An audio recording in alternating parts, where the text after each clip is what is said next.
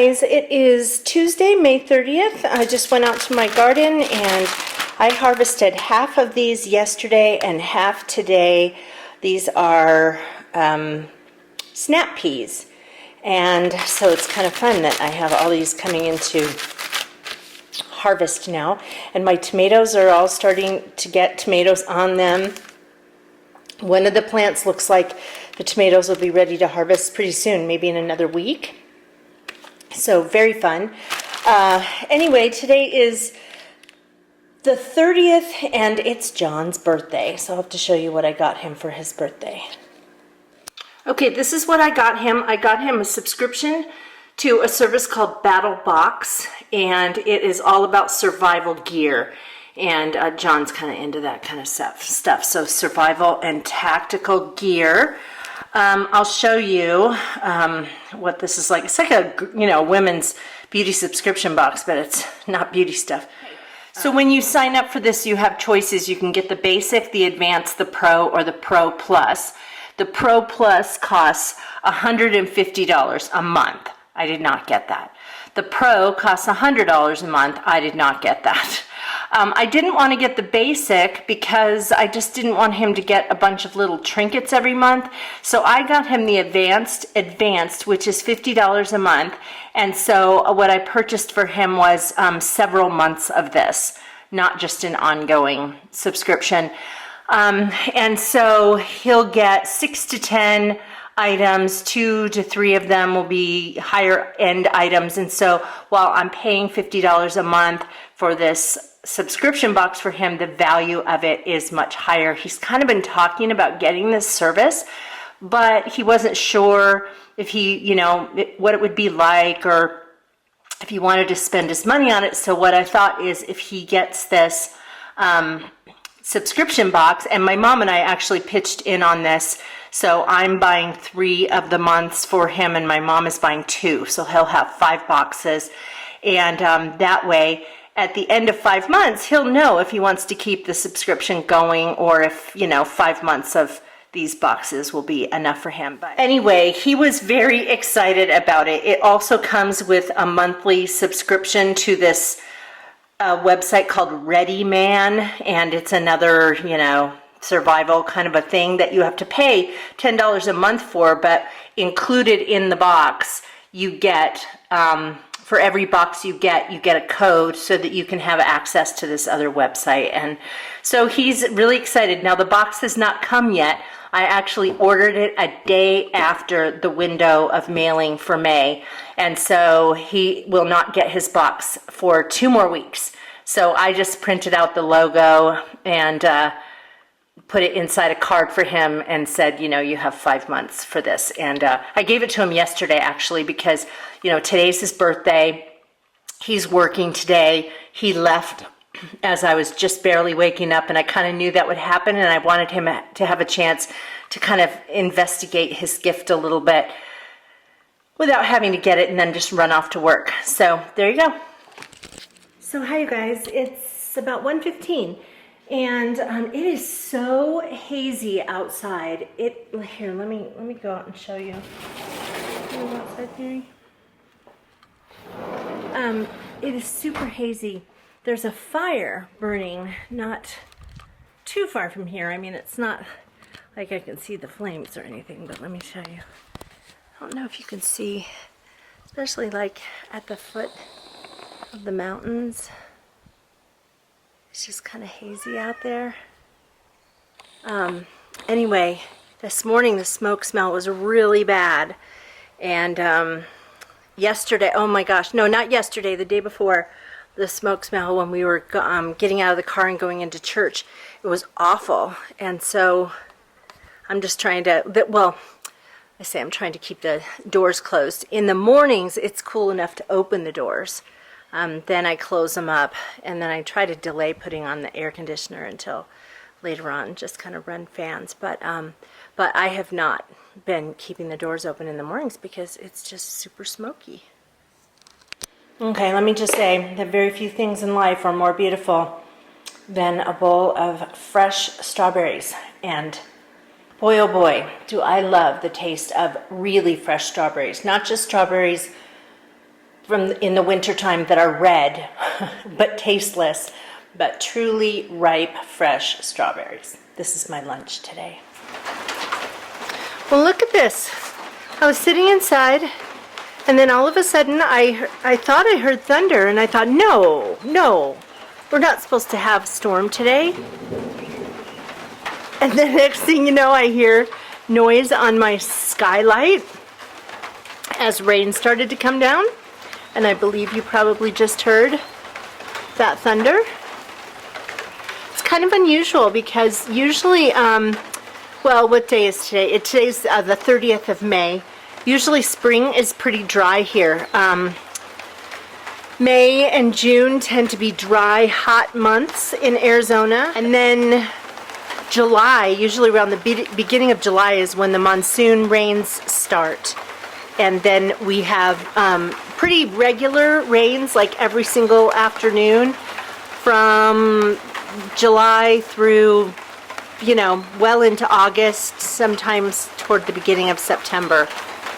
But here we are on May 30th, and it's raining. Yay! My plants are gonna love it. Guys, it's Wednesday morning. Just went out, watered my garden.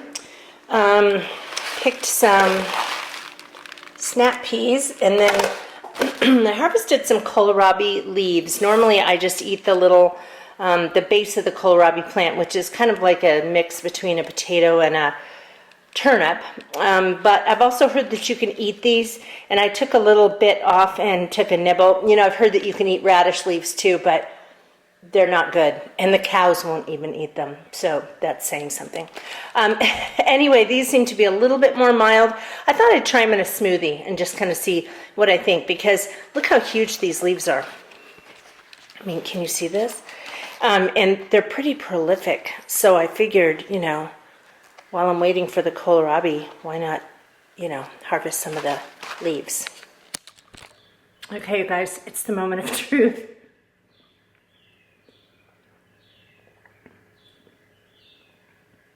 Tastes absolutely like as if I had put spinach or lettuce in there. Yeah, okay, I just found another kind of greens that I can harvest and freeze so I can use them in smoothies. You know, I think I have 7 tubs now. You know those tubs of greens you get at the grocery store? As I had been using those up, I was saving them so that I could do exactly what I'm doing now. And so I go out every morning. Remember, if you're growing greens, you only want to harvest them in the morning. If you harvest them later in the day, the greens will be bitter.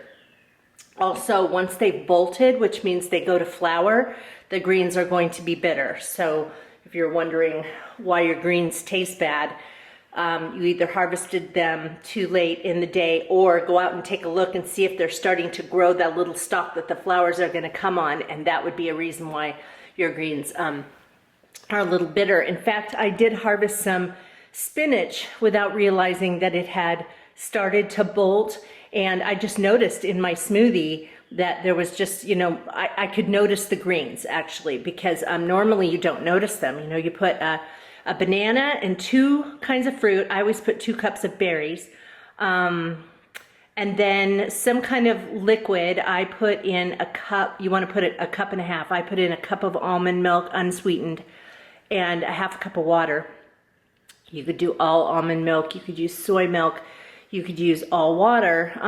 I wouldn't necessarily recommend orange juice. There's just a lot of unneeded sugar in there.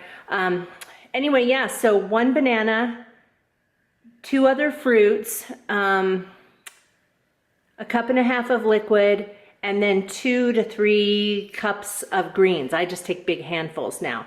And so that's the recipe, and this, I'm telling you, these kohlrabi leaves are gigantic. So, and there's tons of them out there, so I need to start using them. I don't know if your husbands are like this, but my husband is super forgetful, as wonderful as he is. And I was just finishing watering, making my smoothie, and I get a text, and he says he forgot his employee badge because he left it in my car, and he took his car today. And so I have to drive 25 minutes, 30 actually, over to the hospital to give him his badge, and then 30 minutes back, and I have a freelance project that is due today, and I was hoping to be finished by 2 o'clock, but clearly that will not happen. So I am ranting, and yeah, so there you go. Okay, guys, I've made a decision. I cannot wear these capris anymore. They're falling down. They are super loose and just baggy, and really seriously just hanging down. Look at that. Isn't that lovely looking? So even though they're really cute and they have cute pockets and everything, I think I am just gonna be done with wearing these. Can you hear this? The clover is just buzzing. Bees love the clover.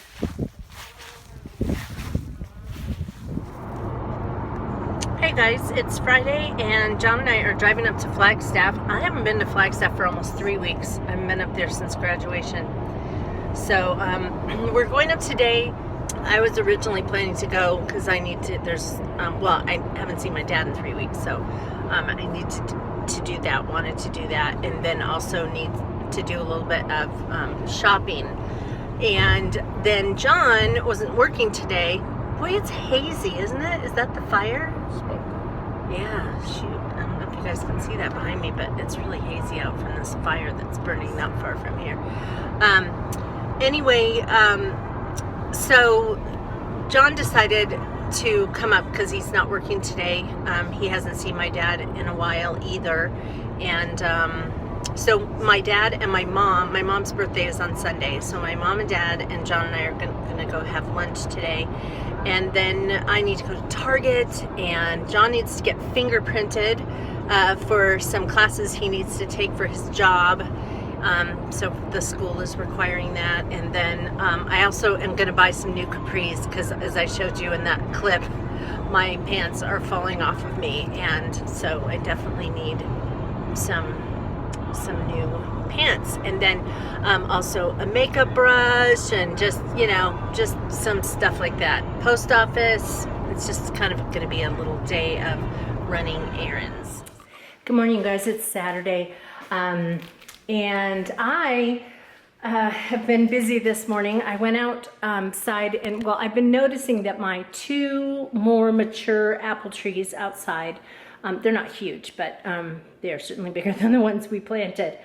Anyway, they have so many apples on them that the branches are starting to bend down a lot on one of the trees, making the tree look really spindly because all the branches are hanging down. The other tree has a few branches that are pulling down, and so I was kind of wondering if that was okay or if that's what happens with apple trees. I've never had an apple tree, never grown apples.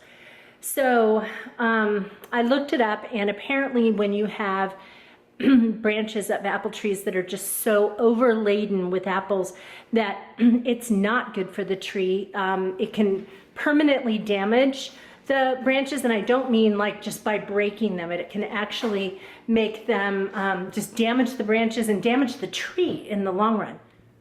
So as hard as it was for me to do this, I went out there and started pulling apples off the tree. They're about this big. And so off of both the trees, more from one than the other. And the nice thing was that with a lot of the branches, once I started getting these apples off, the branches started to go back up. Some of them are still down, and then we'll probably have to like lift them up and wrap some kind of cord or something around the tree to support the branches so that they'll kind of be retrained to grow back upwards. Anyway, my voice is hoarse this morning for some reason. Anyway, so I ended up, at first I was kind of taking them off sparingly, thinking, oh, you know, I'm gonna throw out these apples. And then as I started filling up this bucket and realizing how many more were on the tree, then I just started going for it. So I filled up an entire 5-gallon plastic bucket with these apples. And while I'm doing it, I'm thinking, surely there's something you can do with underripe apples. And at the very least, I could give some to my neighbor who has horses, but even horses can only eat a few a day or they'll get sick. So I will bag some up. So what I've been doing though, I looked online and there's a website and a magazine that I get from Mother Earth News.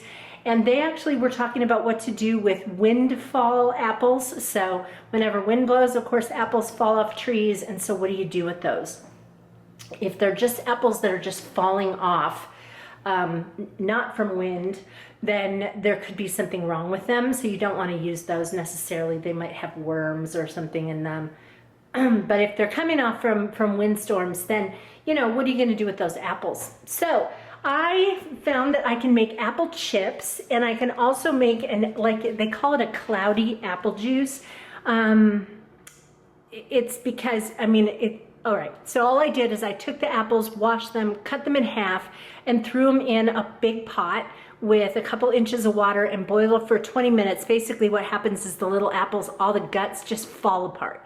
You take a potato masher in there to just mash the pulp out of this. Also with my new peach tree, I'm not sure if I told you this, I realized that Mary and Chad have been peeing at the base of this one peach tree that we planted. Why this one? I don't know. And I was just wondering why for a while there it was losing leaves and it just wasn't looking as vibrant as the other two fruit trees we planted. So let me go show you what I put though. It's this stuff called cat mat. It's designed to keep cats from using your garden or whatever as a litter box. So here it is. It's just plastic. This, I mean, this is not something that's going to pierce through their feet, but it certainly wouldn't feel good if they stepped on it. It has these little plastic spikes that you stick in the ground to hold it down. And I'm just going to train my kitties not to pee there. I'm probably going to have to put one at the base of that tree too. I think my hoarse voice is due to, well, yesterday John and I went up to Flagstaff and we noticed that the pine pollen had fallen. And you can tell because everything's just covered in this layer of yellow powder. Everything, the cars, the parking lots, everything is just yellow. And then when it finally rains, it's just like this yellow river. And so I have a mild allergy to pine.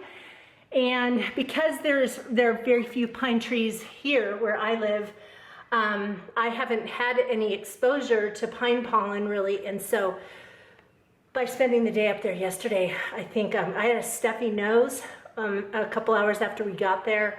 And then last night I started to get this kind of hoarse thing. I don't feel sick at all. It's just kind of, my throat feels kind of hoarse. I think probably just being up there just exposed me to an allergen, and I'm glad it's not here too. So I irrigated the yard today. I always love how it looks when we irrigate because it just looks like we live on a lake. And look at you see the mountain, the reflection of well, here's the mountains, the reflections in the water.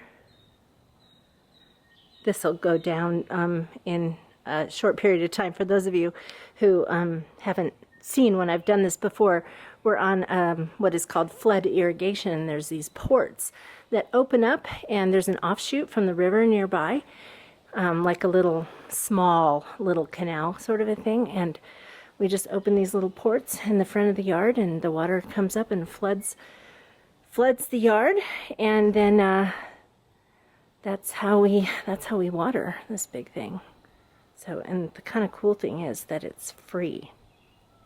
Well, I mean, it's included in, I don't know what it's included in, but we don't pay a bill for water at all because we're on a well. And then we don't pay for this either. We have a certain number of times per year that we can flood irrigate. I don't know exactly how many times that is, but because we don't irrigate in the winter, from what I understand, we pretty much couldn't irrigate enough the rest of the year even to come close to what our limit is. Oh, hi you guys. It's Sunday afternoon. What time is it? 1:15. I'm not hot flashing, although I am wearing that ice pack thing around my neck. I chose the hottest part of the day to go out and spray weeds. Why, you might ask? No special reason. I just tend to do things at the time I think to do them, otherwise I will forget to do them, which is why I'm kind of busy doing this thing and that thing, and as something pops into my head, I figure I better just do it. It is currently 98 degrees in the shade outside. Let's see what my phone says about the actual temp here in Camp Verde, Arizona. Oh, 101. Okay, yeah. So we are having, the next week is supposed to be like this. And June is the hottest month in Arizona. It is the month when, like in Phoenix, when you hear about temperatures hitting like 118 or 120 or whatever, it doesn't usually hit 120, but it did hit. Everybody knows the story. Everyone who was in Phoenix knows pretty much where they were the day that it hit 123 in Phoenix. Yeah, my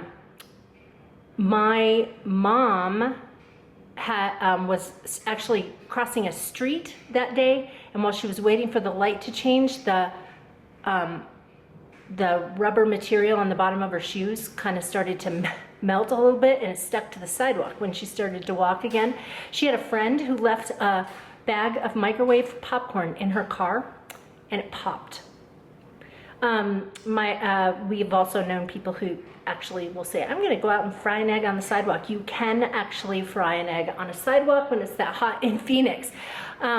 Anyway, so June is that month. If Phoenix is going to get that hot, that's the month that it does that. So once we get past June, our monsoon rain season will start, which means we should get rain every afternoon. And it cools everything off. The temperatures drop down, not chilly, but certainly a lot cooler than this. So anyway, I went outside and yeah, you can see my face is all red. What else was I going to tell you? Oh, I was going to tell you about, John and I have been having more conversations about getting a dog, and I think we've pretty much decided that we are going to wait until I retire in December. And part of that is that we're also really leaning toward getting a Boston Terrier again. We talked about getting a mutt. There were things about Bostons that we said we weren't crazy about, but when we thought about that, I mean, Bostons are in general not hyper dogs, they're just very high energy, and there's a difference. Hyper would be that they never settle down, and Bostons do settle down. They're really kind of fun little, they're just couch potatoes a lot of times, and so, but they are very high energy. And the reason why ours were obnoxious in certain ways, like when people came over, it's just we didn't train them well. We started to with Vanessa, and then we got Chloe, and then it was just too hard with 2 dogs. So I think if we had waited and gotten a second dog after we had gotten Vanessa completely trained, I think we would have had a whole lot easier time with a lot of different things with those 2 dogs. But anyway, we're just thinking about the temperament in general of Boston Terriers, their size, the fact that they're not actually terriers. They're in the group called the non-sporting dog. That is basically the group that doesn't fit anywhere else. They're like a Pomeranian is a non-sporting dog. So is a poodle. A chow is a non-sporting dog, and also a Shar-Pei is a non-sporting dog. So there's a whole bunch of different bulldogs, of course, are in that group, and essentially they are just companion dogs. That's what they're kind of designed to be. And I was reading some stuff about Boston Terriers, and they said, that they were bred to be companion dogs, and they're good at it. And so the thing is, though, is that they do take some socializing and training to just settle down. And so I think more than ever, if we choosing to get a Boston means that I need to have more time with the dog. And so we're going to wait. And I'm going to link for you. I'm going to put a video. It's a YouTube video, a compilation of Boston Terriers, if you're interested in seeing what they're like. There are 3 in a row on on this. It's like a playlist, and they've got a whole bunch of Boston Terrier videos, but there are 3 compilations in a row where if you're interested, watch them. They just make you laugh. That's one thing I love about Bostons, is they're hilarious, and we used to sit around and just laugh and laugh and laugh over these dogs. So if you're interested, watch these. And that one, I think it might be the first, is it the first clip? There's this dog that's in a harness, and she's kind of going on the carpet. And that was just like Vanessa. I mean, it looks just like Vanessa, and Vanessa used to do that. The one part of that first video in the compilation, there, at the very end of that video, there is a part that you can just forward through or ignore. Some kids, and they're laughing hysterically while they are filming a male dog kind of like doing his thing on somebody's leg. And it's just in poor taste for a video, I think. And so so you can skip past that one, but all the other things in those compilations are hilarious, and then you can see why we love Bostons. So it means we're gonna have to wait 7 months. Seems weird to wait that much longer to get a dog, but we want to do it right, you know? And I'm reading up on this book right here called The Well-Mannered Dog.